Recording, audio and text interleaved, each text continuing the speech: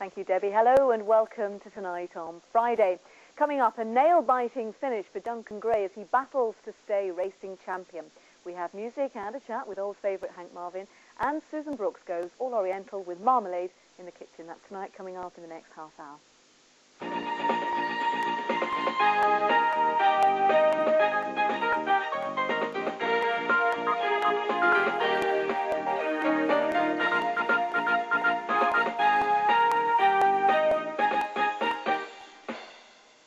And we start with the last of our reports from Ireland on racing driver Duncan Gray's attempt to win a second Formula 3000 Series championship. Over the last 2 nights, we've seen how Duncan has to practice on a PlayStation because he can't afford to drive the real thing. And last night, we saw him preparing for the race which could clinch the championship. Well, tonight's the night. Does he win or lose that championship crown? Let's find out.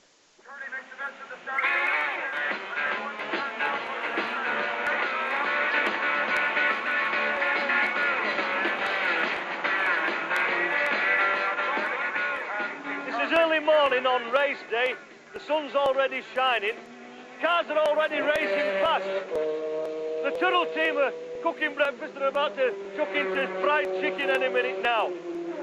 I've got to report that Duncan finished 4th in practice yesterday, so he'll start 4th on the grid today in front of a lot of the Formula 1 drivers, so that's great news for Duncan.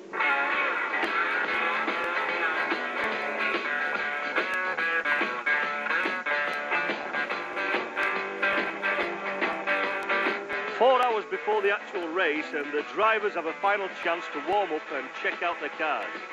It's during this practice that Duncan's clutch starts to play up, and his teammate Klaas discovers a serious engine problem. Duncan and Klaas try to relax while Fred and his mechanics sort out the problems. These are tense times. Will all the hard work and training be in vain? Fortunately, Fred and the mechanics cracked the problem. I think people will know that this is my first time ever at a race meeting because I've had no interest in cars whatsoever before now. But I have to admit, it is a very, very exciting place to be. I wish I could describe to you the atmosphere that's just hanging in the breeze here. There's all these tents full of corporate hospitality mixed in with blokes who's working out of the back of vans. Over here you've got the big Turtle and all their corporate hospitality, but it's very democratic because over there's a big red lorry that used to carry carpets about. Duncan's down there waiting now, full attention. Everybody's on the grid with us at the time. They start the engines for 2 minutes to go, and then the green flag will come up. Everyone goes around on one parade lap, and they do a lot of wiggling, which we all know really doesn't do a lot of good. It looks very good anyway. And then we come round from our parade lap onto our starting positions, get a 5-second board, red lights, and from the red lights to the green can be 5 seconds or 2 seconds, and you've got to catch it on the clutch, 9,000 revs, and away you go.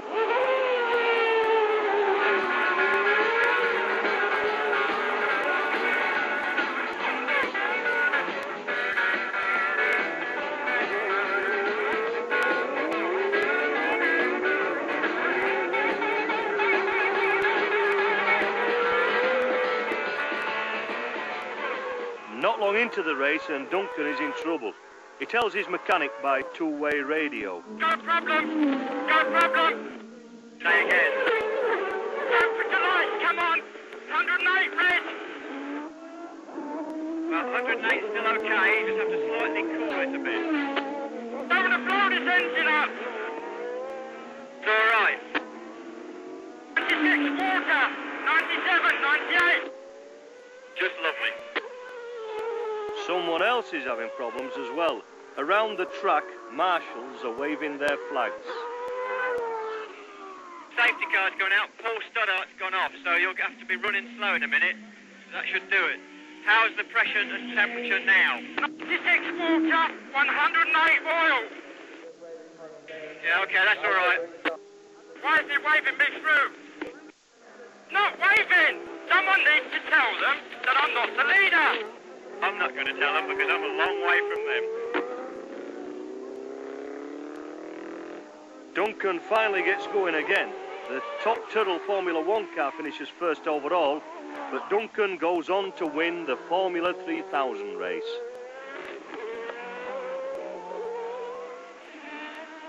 Yeah, I mean, that's another 8 points for us at the championship, and I think that's just about sewn it up, really. You've sewn it up, mate. It's 16 points ahead, and very hard to get near me now, so... No, they won't beat you now.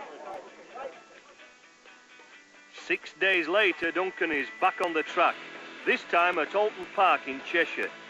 Despite, by his standards, a poor performance in qualifying, grit and determination and knowledge that he only has to finish see him through. For the second year running, Duncan Gray is Boss Formula 3000 champion.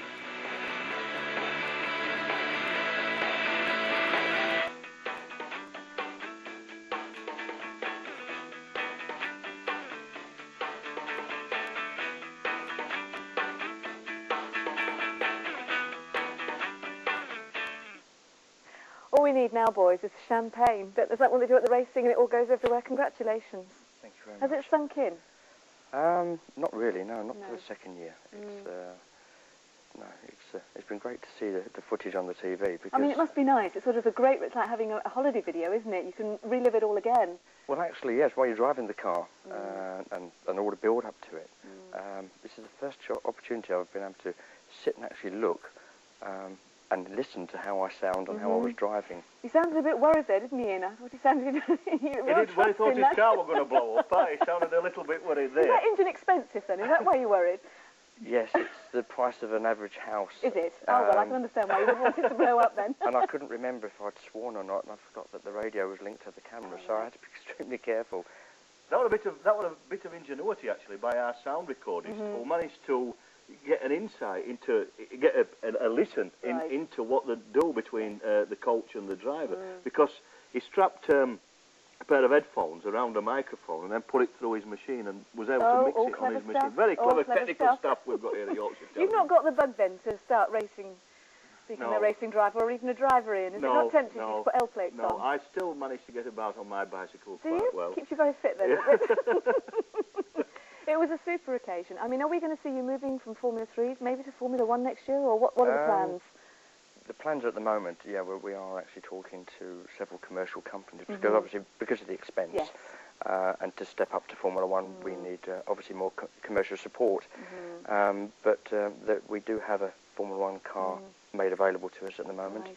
It's brilliant. I've just got to say, Gaynor, that Duncan is a shining example to anybody who wants to start doing something that they're committed to later on in their life. Exactly. You know, it's never early on this week, I heard somebody saying there couldn't be a model because they were 21. You know, they might say you can't be a racing driver because you're past 30, but he's an example of how it can be done. Just quickly, there's just a little memento, isn't there, Duncan, that you want to give to Ian? Yes, there is actually. Let's have a... For the support that Ian gave me and... There we are. That's a bit... Do I look like a mechanic? You don't look like a racing driver. Boys, thank you very much indeed. Thank you. Thank you. All right then, now moving on. How do I move on to this? It seems hard to believe that my next guest is celebrating...